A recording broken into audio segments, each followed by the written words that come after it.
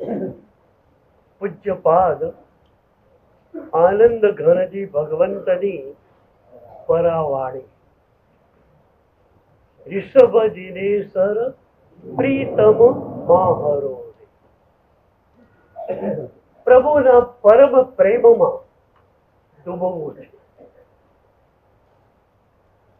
એકમાત્ર જાગૃતિ, પ્રબળ જાગૃતિ આપણી પાસે આવી ગઈ, પ્રભુના પરમ પ્રેમમાં ડૂબાઈ જવાય. જાગૃતિ વિના પરની ચુંગાલમાંથી છટકવું મુશ્કેલ છે. સૌથી મોટી ચુંગાલ હુંની છે.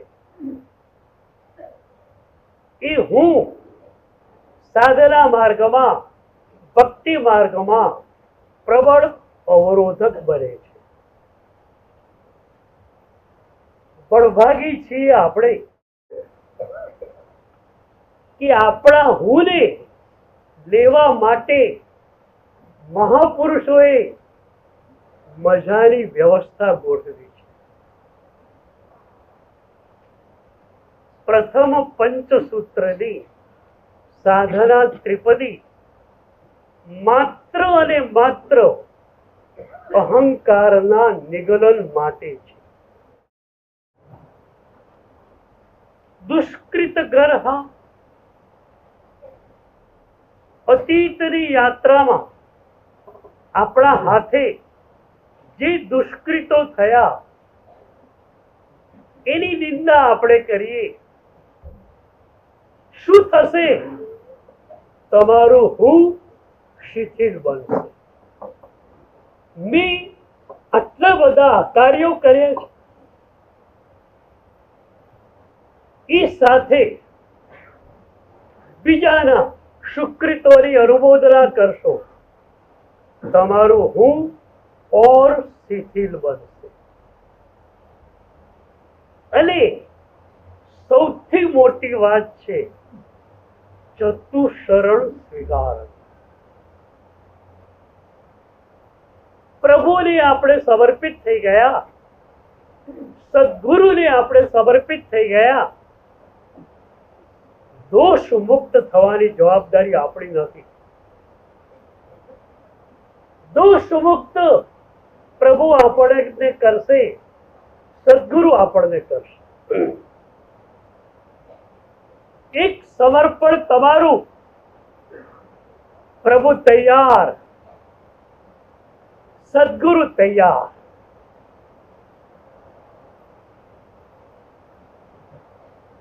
આજે મને સદગુરુની કરુણાની વાત યાદ આવે. સદગુરુની કરુણા મારા ઉપર ન ઉતરી હોત તો હું શું હોત એની કલ્પના કરતા હું ધ્રુજી જાઉં છું. 30 વર્ષનું મારું વય. પૂર્વનું અને પશ્ચિમનું અઢળક વાંચ્યા કરતો. મારા ટેબલ ઉપર પુસ્તકોનો ખડકલો સદાને માટે હોય જ. પુસ્તકો વાંચ્યા કરતો, અહંકારને વધાર્યા કરતો. ગુરુદેવ મારી એ પરિસ્થિતિને જોઈ ગયા કે સ્વાધ્યાય જેમ જેમ આ કરે છે વધારે, તેમ તેમ એનો અહંકાર વધે છે. કોઈ પણ સદગુરુ પાસે જાઓ ને, એમની પાસે ટાંકડીઓનો મોટો જથ્થો હોય. મારી પાસે બી છે.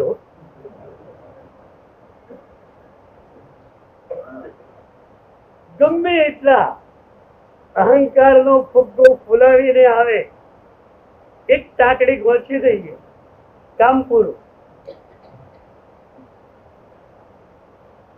ગુરુદેવે જોયું કે સ્વાધ્યાય આના માટે ખરેખર સ્વાધ્યાય બન્યો નથી. ક્ષમતા શતકમાં ઉપાધ્યાય વિશ્વ વિજયજી ભગવંતે એક બહુ પ્યારો શબ્દ આપ્યો, શ્રુતાંધકાર. પહેલી વાર એ શબ્દ મેં વાંચ્યો, મને થયું એક મિસપ્રિન્ટ છે. અજ્ઞાન અંધકાર હોય, જ્ઞાન અંધકાર હોય, એમણે શ્રુતાંધકાર શબ્દ વાપરેલો. પછી આખી કડી વાંચી ત્યારે ખ્યાલ આવી ગયો કે સાહેબ શું કહેવા માંગે છે. એમણે કહ્યું કે જે શબ્દો દ્વારા તમારો અહંકાર સઘન બને એ શ્રુતાંધકાર છે. ભલે શબ્દો રહ્યા, ભલે પ્રભુના પ્યારા શબ્દો રહ્યા, પણ એના દ્વારા તમે કર્યું શું? તમારા અહંકારને વિસ્તાર.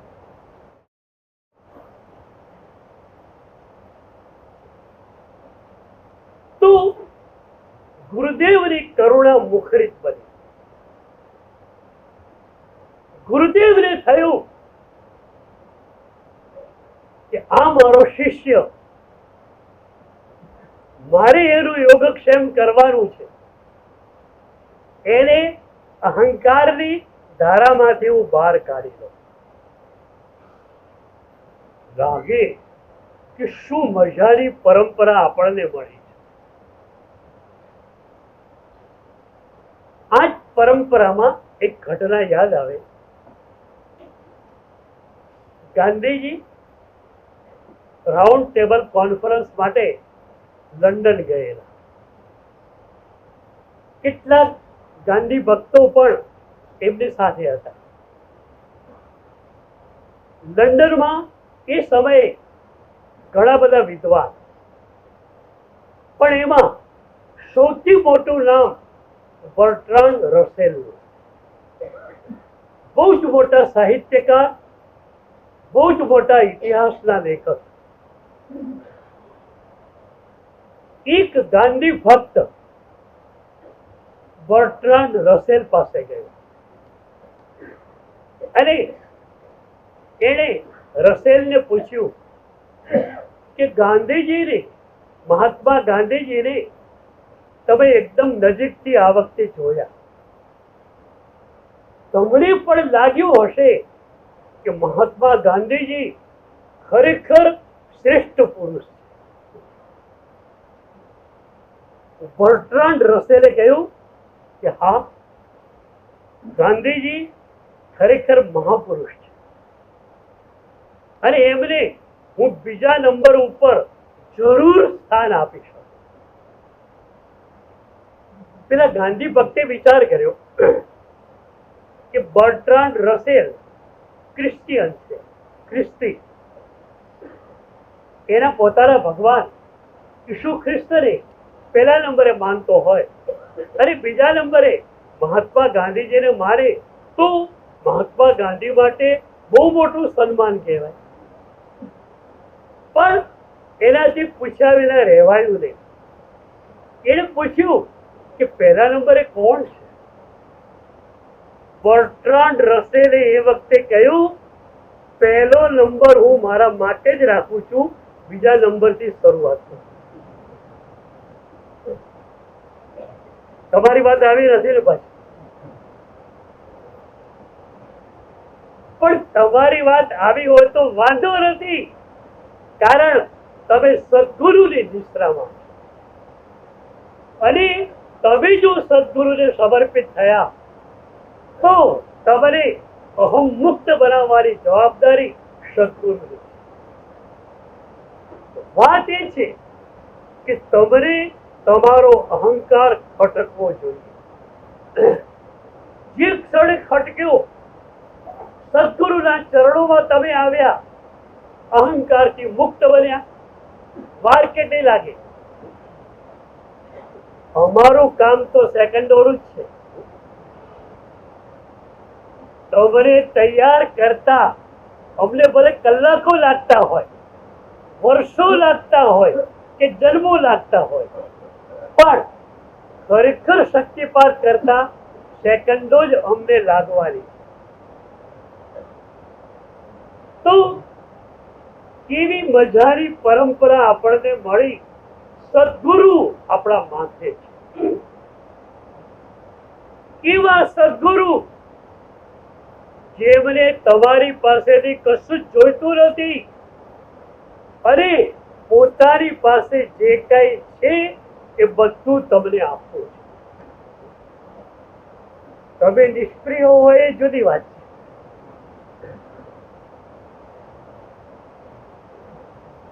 સદગુરુને તમારી પાસેથી કશું જ જોઈતું નથી અને પોતાની પાસે જે છે એ બધું જ તમને આપવું છે. સદગુરુ પાસે શ્રેષ્ઠમાં શ્રેષ્ઠ જે વસ્તુ છે એ પ્રભુ છે અને એ પ્રભુ તમને આપવા માટે સદગુરુ તૈયાર છે. મારે તો તમને તૈયાર કરવા છે. જે ક્ષણે તમને લાગે કે ગુરુદેવ પ્રભુ વિના એક ક્ષણ નહીં રહેવા, બસ પ્રભુ જ જોઈએ, આ એક ભૂમિકા તમારી ઊભી થઈ જાય, એક ક્ષણે પ્રભુ તમને આપી દે. તો દોષ મુક્ત આપણને કરવાની જવાબદારી પણ સદગુરુની છે. પ્રભુ આપણને આપવાની જવાબદારી પણ સદગુરુની છે. પ્રભુ મેળવવા માટે તમને સજ્જ બનાવવા માટેની જવાબદારી પણ સદગુરુની છે. ગુરુ બધું જ કરવા તૈયાર છે. કબીરજીએ બહુ પ્યારી વાત કરી. ગુરુ કુમ્હાર શિષ્ય કુંભ હૈ, ઘડી ઘડી કાઢે ખોટ, અંદર હાથ સંવાર દે, બાહિર મારે ચોટ. ગુરુ તમારા માટે બધું જ બનવા તૈયાર છે. ગુરુ કુમ્હાર, તમે જો ઘડો છો માટીનો, તો ગુરુ એને ઘડવા માટે કુંભાર બનવા માટે તૈયાર છે.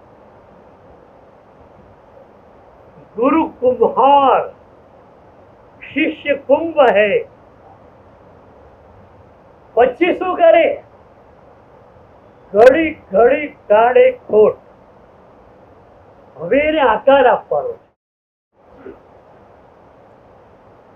અંદર હાથ સંવાર દે, બાહિર મારે ચોટ.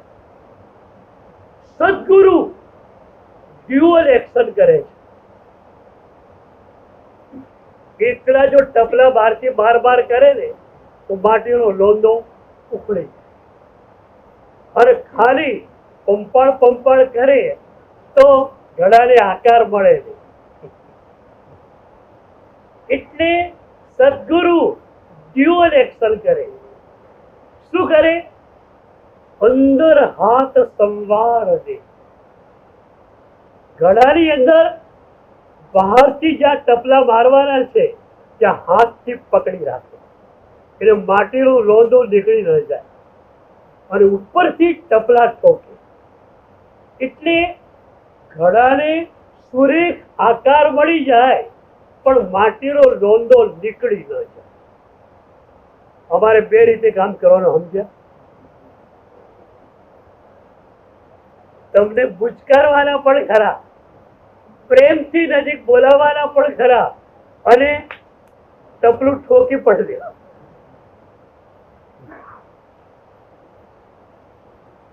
સદગુરુની કરુણા તમને ખ્યાલ આવે છે?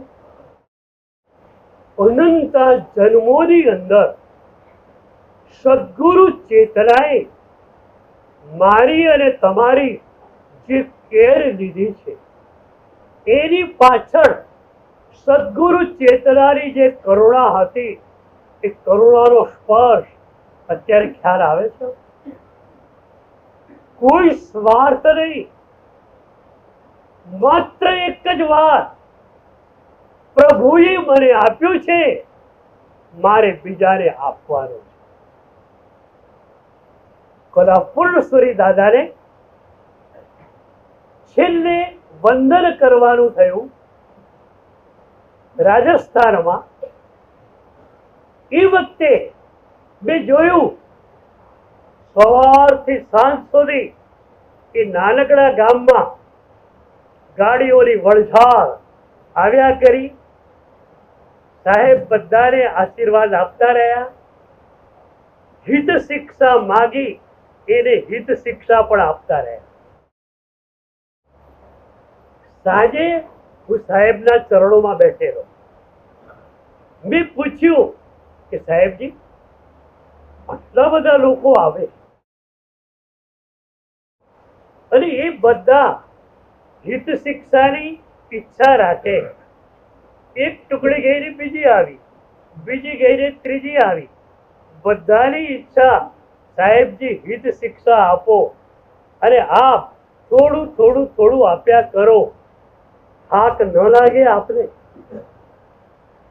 એ વખતે આપણા યુગની શ્રેષ્ઠ વિભૂતિએ કહેલું કે યશો વિજય, મને મારા પ્રભુએ અને મારા ગુરુએ જે જ્ઞાન આપ્યું છે એ કન્ડિશનલી આપ્યું છે, શરતી આપ્યું છે. હું જો બીજાને આ જ્ઞાન ન આપું તો મારા પ્રભુનો અને મારા ગુરુનો હું અપરાધી છું. આ ગુરુ ચેતનાએ મારા અને તમારા ઉપર અનંતા જન્મોની અંદર કરુણાની ધારા વરસાવી છે. એક જ વાત હતી, આ આત્માનું કલ્યાણ થાય, કોઈ સ્વાર્થ નહીં, કોઈ બીજો વિચાર નહીં, માત્ર એક જ વિચાર, પ્રભુએ મને ઉચક્યું છે, મારે બીજાને ઉચકવાના છે. એક સદગુરુ નહીં, અનેક સદગુરુ આપણને મળ્યા અને અનેક સદગુરુઓએ અપાર કરુણા આપણા ઉપર વરસાવી. એ કરુણાનો સ્પર્શ અત્યારે અનુભવો છું. હું અત્યારે મારા ગુરુદેવની કરુણાનો સ્પર્શ અનુભવી રહ્યો છું. ગુરુદેવે જોયું કે યશો વિજય સ્વાધ્યાય કરે છે અને અહંકાર વધારે છે. મને બોલાવ્યો, અહીં આવો. હું ગુરુદેવના ચરણોમાં ગયો, મેં વંદન કર્યું. મને સાહેબજીએ પૂછ્યું, તું આટલું બધું વાંચે છે? હરિભદ્ર સુરી મહારાજ સાહેબને તે વાંચ્યા? મેં કહ્યું સાહેબજી વાંચ્યા નથી. મને કે સૌથી પહેલા હવે એમને વાંચો. મેં કહ્યું તહસ્તી ગુરુદેવ. પછી મેં પૂછ્યું કે ગુરુદેવ, એમના ઘણા બધા ગ્રંથો છે, સૌથી પહેલો કયો ગ્રંથ હું વાંચું? મને એમણે કહ્યું તું યોગ બિંદુ વાંચ. મેં કહ્યું તહસ્તી. એ યોગ બિંદુ મેં શરૂ કર્યું. એમાં એક શ્લોક આવ્યો. મને લાગ્યું કે મારા અહંકારના કેન્દ્રને તોડી ફોડી અને નષ્ટ કરી નાખે એવો એ શ્લોક હતો. ગુરુની લાગણી કેવી હોય ખબર? ખાધી જ ક્યાં? મેં તો પ્રભુની તમાજ બી ખાધી છે, અને અનુભવથી કહું કે મીઠી મીઠી લાગે. પ્રભુ હાથ પસવારે એ તો મીઠો મીઠો લાગે, પ્રભુની તમાજ પણ મીઠી લાગે. આપણે ત્યાં બે શબ્દો છે, અનુગ્રહ કૃપા અને નિગ્રહ કૃપા. પ્રભુ કૃપા બે રીતે વરસાવે, અનુગ્રહની ધારાથી અને નિગ્રહની ધારાથી. ક્યારેક આપણે શુભ ભાવોમાં હોઈએ ત્યારે આપણને ઉચકી લે પ્રભુ, અને ક્યારેક અશુભની ધારામાં ગયા તો સીધી તમાજ ઠોકી દે. મેં પ્રભુની તમાજ ખાધી છે અને એટલે કહું કે મીઠી મીઠી લાગે છે. એક ઘટના યાદ આવે. હું જૂના ડીસામાં હતો, ચોમાસું, ઉત્તર ગુજરાતમાં.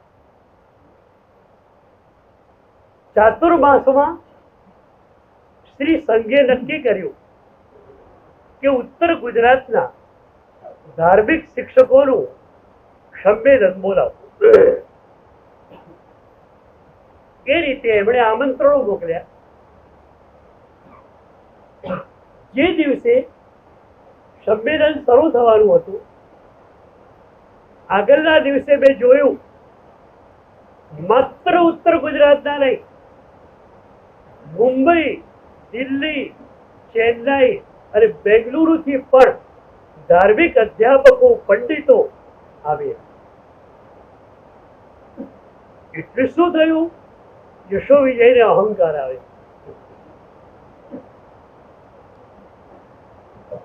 મને થયું કે મારું નામ કેટલું મોટું થઈ ગયું છે.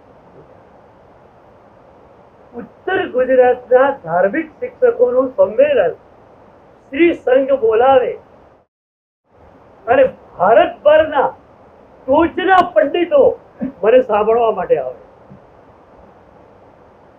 શું પ્રભુની કરુણા! સાંજે અહંકાર આવ્યો, રાત્રે એ અહંકારની ધારામાં સુઈ ગયો હું. સવારે ઉઠ્યો, ગળું ઠપ. એટલી હદે ગળું ઠપ કે મારાથી 1 ફૂટ દૂર રહેલો માણસ હોય એ પણ મારા અવાજને સાંભળી ન શકે. શું પ્રભુએ કરુણા કરી!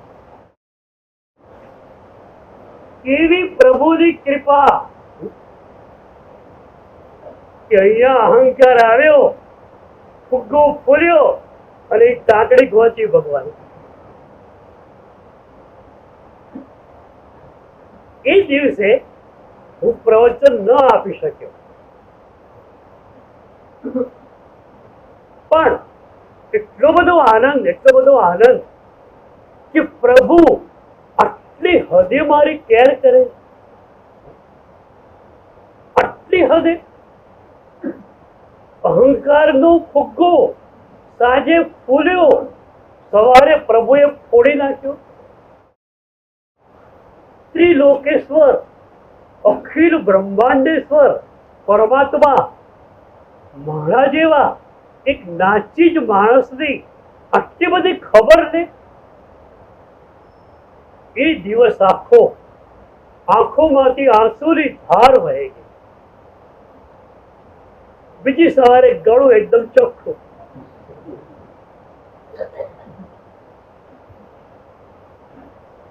નિગ્રહ કૃપા પણ કરી પ્રભુએ, અનુગ્રહ કૃપા પણ કરી. હરિભદ્ર સુરી મહારાજે સીધો દંડો ઉગાવ્યો. નિગ્રહ કૃપા બહુ પ્યારો શ્લોક હતો. યોગ બિંદુ વાંચ્યું છે?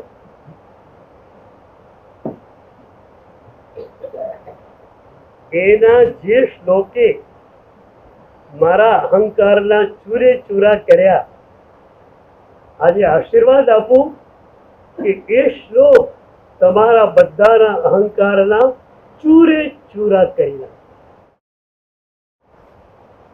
એ શ્લોક હતો વિદુષામ શાસ્ત્ર સંસાર સદયોગ રહિતાત્માના. યોગનું ચક્ષુ તમારું ખુલ્યું નથી તો તમારા માટે શાસ્ત્રોનો પણ સંસાર ચોંકી ગયો હો. સામાન્ય વ્યક્તિઓ પાસે પદાર્થોનો સંપત્તિનો સંસાર છે. જે વિદ્વાન પાસે યોગનું નેત્ર ખુલ્યું નથી એના માટે શાસ્ત્રોનો પણ સંસાર છે. સંસાર એટલે સંસાર જે પરિભ્રમણ જ કરાવે. મને થયું બરોબર મારા અહંકારના કેન્દ્ર ઉપર આ લાકડી લાગી છે. ભણતો, શાસ્ત્રો વાંચતો, અહંકારને પુષ્ટ કરતો. હરિભદ્ર શ્રી મહારાજે કહ્યું કે તારી પાસે શાસ્ત્રો નથી, શાસ્ત્રોનું જ્ઞાન નથી, શાસ્ત્રોનો સંસાર છે.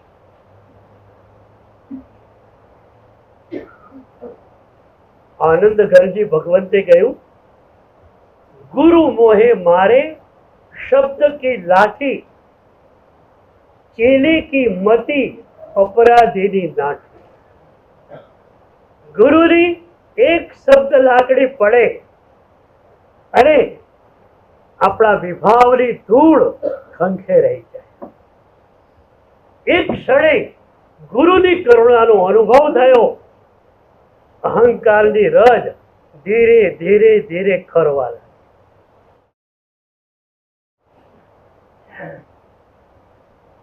પછી ગુરુદેવે મને કહ્યું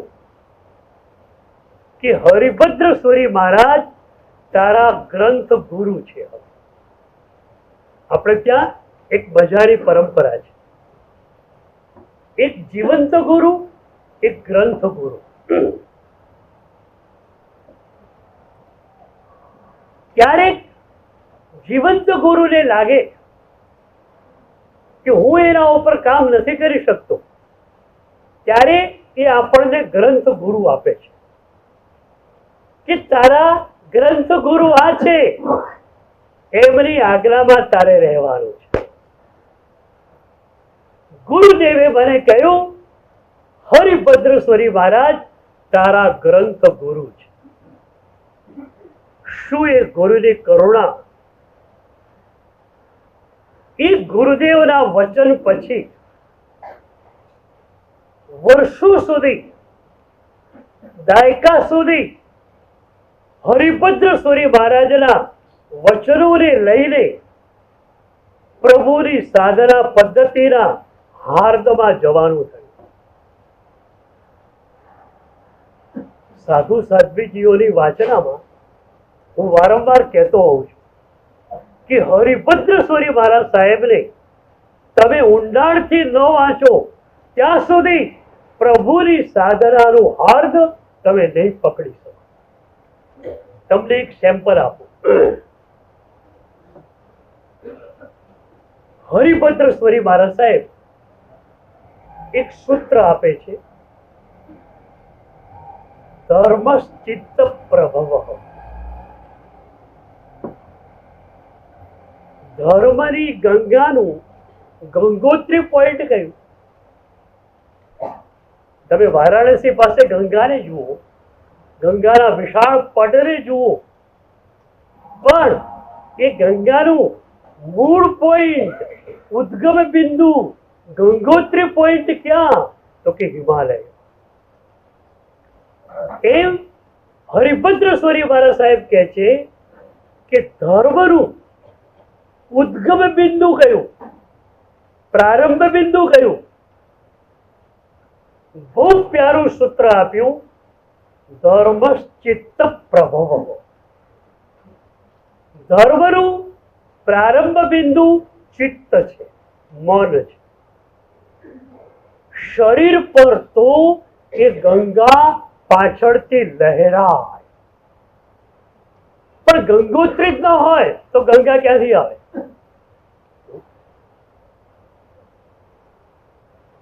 ધર્મ સાધના એનું ઉદ્ગમ બિંદુ કયું? મન ચિત્ત. તો શરીરના સ્તર પર જયણા છે. અમારી પાસે રજોહરણ છે. બેસતા ઉઠતા રજોહરણ દ્વારા અમે કાયાને આસનને પૂંજીશું. તમે પૌષધ વાંચો ચરવણા દ્વારા એ જ રીતે પુંજના પ્રમાર્જના કરશો. જયણા શરીરના સ્તર પર આવી, પણ એ ગંગા છે. ગંગોત્રી પોઈન્ટ કયું? હૃદયમાં રહેલી કોમળતા. હૃદયમાં કોમળતા નથી અને બહાર જયણા છે તો એનો કોઈ અર્થ નથી. અભવીનો આત્મા બહારથી જયણા કેવી પાડે? મારા કરતા વધારે સારી. એની પુંજના અને પ્રમાર્જના તમને કેવી દેખાય? મારા કરતા પણ સરસ દેખાય. પણ એ ગંગા છે બહારથી દેખાતી, ગંગોત્રી પોઈન્ટ છે જ નહીં. આ વાત તમારે બરોબર સમજવી છે. કોઈ પણ સાધના એનું ગંગોત્રી પોઈન્ટ પ્રારંભ બિંદુ માત્ર ને માત્ર તમારું મન છે. મન જ્યાં સુધી શુદ્ધ ન બને ત્યાં સુધી કાયાની સ્તરની શુદ્ધિનો કોઈ અર્થ નથી. અને પછી કહ્યું કે ધર્મચિત્ત પ્રભવ.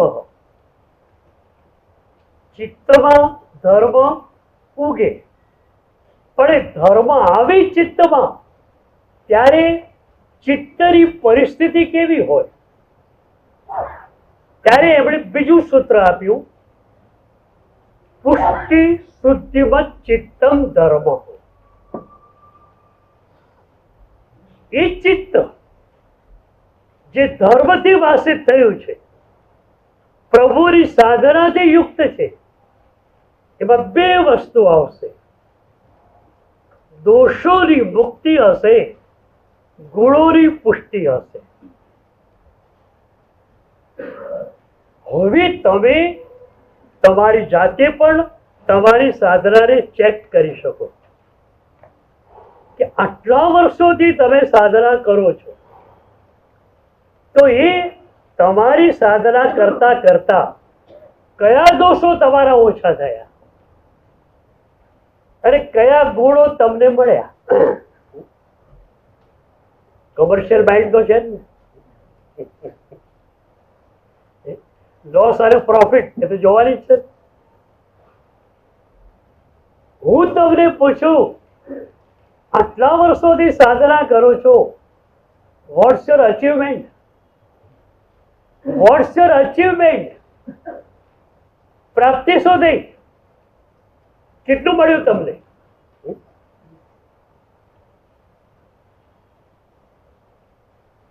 હું આબુ દેલવાડામાં હતો, પ્રભુની ભક્તિ માટે રહેલો. એ વખતે મને સમાચાર મળ્યા કે માઉન્ટ આબુમાં એક બંગલામાં એક સાધક છે, એકાંતમાં અને સંપૂર્ણ મૌનમાં રહે છે. નાનપણથી સાધકો જ્યાં પણ મળે ત્યાં એમના સત્સંગની ઈચ્છા રહેતી. આ ખ્યાલ આવ્યો, તરત જ વિચાર્યું કે મારે એ સાધકનો સત્સંગ કરવો જોઈએ. સવારે દેલવાડામાં દર્શન કરી, નૌકાશી કરી અને અમે લોકો નીકળ્યા માઉન્ટ આબુ જવા. 3 કિલોમીટર થાય. એટલી તૈયારી સાથે ગયેલા, પાણીનો ઘડો લઈને, કે સાંજ સુધી કદાચ એ ન મળે તો સાંજ સુધી ત્યાં રોકાવું, પણ એમને મળીને આવું. માઉન્ટમાં ગયા, બંગલો પણ શોધી કાઢ્યો. બંગલાનો વોચમેન એને પૂછ્યું કે સાધકને અમારે મળવું છે. તો એને કહ્યું કે એ સાધક પેલા રૂમમાં રહે છે અને રૂમનું બારણું અંદરથી બંધ હોય છે. એ કોઈને મળતા નથી, પણ તમે સાધક તરીકે આવ્યા હોય તો એમને મળવામાં કોઈ વાંધો પણ નથી. તમે એક કામ કરી શકો, તમારું નામ, તમે શેના માટે મળવા માંગો છો એની સ્લીપ બનાવો. એ સ્લીપ આપણે બારણા નીચેથી સરકાવીએ. એ સંત જો ધ્યાનમાં નહીં હોય અને ચિઠ્ઠી વાંચશે તો દ્વાર ખોલશે. બાકી મને ખ્યાલ છે વોચમેને કહ્યું કે માત્ર સવાર સાંજ 1-1 લીટર દૂધ એ લે છે. સવારે 8 વાગે હું એમને દૂધ આપવા માટે જાઉં. ઘણીવાર એવું બને દરવાજા બંધ હોય, 12 વાગે, 2 વાગે, 4 વાગ્યા સુધી દરવાજા બંધ જ હોય. એ ધ્યાનમાં હોય, દૂધ મારા લોટામાં જ રહી જાય, એ ધ્યાનમાં રહી જાય. એટલે એ ધ્યાનમાં હશે તો હું કહી શકતો નથી કે કેટલા કલાકે દરવાજો ખોલે, પણ ધ્યાનમાં નહીં હોય તો તરત દરવાજો ખોલશે. અમે સ્લીપ નાખી કે અમે શ્વેતાંબર જૈન મુનિઓ છીએ અને અમારે માત્ર સાધનાકીય વાતો કરવી, કોઈ વાદ વિવાદ, કોઈ ચર્ચા કરવાની નથી. અમારું સદભાગ્ય એ ધ્યાનમાં નહોતા. સ્લીપ વાંચી તરત દ્વાર ખોલ્યો. હવે બધા અંદર ગયા, ફરી દ્વાર બંધ થઈ ગયું. અમારે પૂછવાનું હતું, એ તો મૌનમાં હતા એટલે નોટમાં લખીને આપતા જવાબ. મારે એમની સાધનાને બરોબર રીતે જાણવી હતી. ઘણા બધા પ્રશ્નો કર્યા અને બહુ જ નિખાલસતાથી એમણે જવાબ આપ્યા. છેલ્લે મેં આ સવાલ પૂછ્યો, વોટ્સ યોર અચીવમેન્ટ? प्राप्ति आपको क्या हुई? आत्मानुभूति हो गई? કેટલી નિખારસતા એ સાધકને એમણે લખીને આપ્યું કે અભી તક कुछ भी प्राप्त नहीं हुआ है. વર્ષોથી જે સાધક એકાંતમાં રહે છે, મૌનમાં રહે છે, એ મને લખીને આપે છે अभी तक कुछ भी प्राप्त नहीं हुआ है, लेकिन मुझे लगता है कि मैं उपलब्धि की कगार पर हूं, मैं प्राप्ति की नजदीक हूं, और जब भी प्राप्ति हो जाएगी द्वार खुल जाएंगे, मैं बाहर आ जाऊंगा. અને પછી મેં સાંભળેલું 2 વર્ષ પછી એ બહાર આવી ગયા, એમને ઉપલબ્ધિ થઈ ગઈ. તો ઉપલબ્ધિ પ્રાપ્તિ એમની એમ થતી નથી. આ સાધકને આટલી મથામણ કરવી પડી. તો મારો તમને પણ આ જ પ્રશ્ન છે, વોટ્સ યોર અચીવમેન્ટ? આટલા વર્ષોની સાધના પછી શું મળ્યું? તો એના માટે આપણે હરિભદ્ર સુરી મહારાજને બરોબર પકડી કે પુષ્ટિ શુદ્ધિમત ચિત્તમ ધર્મ. કેટલા મેં માસક શ્રવણ કર્યા, એ પ્રાપ્તિ ખરી, પણ એ માસક શ્રવણમાં અભ્યંતર તપ તરફ જવાયું હોય તો. ઉપાધ્યાય યશો વિજય મહારાજે જ્ઞાન સારમાં સ્પષ્ટ કહ્યું, બાહ્યમ તદ ઉપબ્રિંહકમ. બાહ્ય તપ એ અભ્યંતર તપનો ઉદ્દીપક છે. તો મારે તમને પૂછવું છે કે તમારી સાધના કયા મુકામ સુધી પહોંચી છે? મારે તમને આગળ લઈ જવા છે. તમે તલેટીઓ હોય તો પણ મને વાંધો નથી, કારણ મેં પહેલા કહેલું ગુરુની એક ફેરી સર્વિસ ચાલે છે. તલેટી આવવાનું, બે ચાર જણાને આંગળીએ વળગાડીને ઉપર લઈ જવાના. એ બે ચાર જણાને તો ઉપર મૂકવાના, પણ ગુરુને ઉપર રહેવાનું મળતું નથી. પ્રભુ કહી દે ભાઈ તું નીચે ઉતર પાછો, બીજા બે ચાર ને લઈને પાછો. એટલે સદગુરુની ફેરી સર્વિસ ચાલુ જ છે. મને એટલું જ કહો, વેર આર યુ, તમે ક્યાં છો? તમારી સાધના અત્યારે ક્યાં આવીને ઊભી છે? તલાટીએ તમે હો તો પણ નસીબદાર. રાગ અને દ્વેષમાં જ આપણું મન ગરકાવ હોય તો આપણે ખીણમાં છીએ એમ મનાય. વૈરાગ્ય અને ક્ષમાની તીવ્ર અનુભૂતિ કરતા હોઈએ તો આપણે શિખર ઉપર છીએ એમ મનાય. અને રાગદ્વેષની અનુભૂતિ શિથિલ બની છે તો આપણે તલેટી આવ્યા કહેવાય. બરોબર?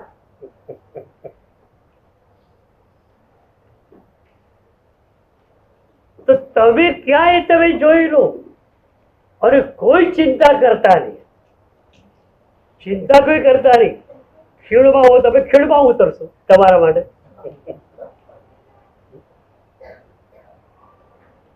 હવે તૈયાર. માત્ર એટલું જ પૂછવું છે, આર યુ રેડી? તમે તૈયાર છો? તો અનંત જન્મોથી સદગુરુ ચેતનાએ આપણા પર અપાર કરુણા વર્ષાવી છે. એક જ સવાલ આજની વાચનાનો છે કે એ ગુરુ ચેતનાની કરુણાનો સ્પર્શ તમને થાય છે? કેટલા ગુરુઓએ તમને ઉચકવા માટે કેટલી મહેનત કરી હશે? કેટલી? એમણે પોતાની સાધનાને બાજુમાં મૂકીને તમારા માટે કામ કરે. એક સદગુરુને ધ્યાનમાંથી કે ઊંડી સાધનામાંથી બહાર આવવું પાલવતું નથી, પણ છતાં કરુણાને વશ અને પ્રભુની આજ્ઞાને વશ સદગુરુઓ બહાર આવે છે, તમારા સુધી એમની કરુણાને લંબાવે છે. તો એ સદગુરુની કરુણાનો સ્પર્શ તમને જલ્દી જલ્દી થઈ જાય એવો અર્થ.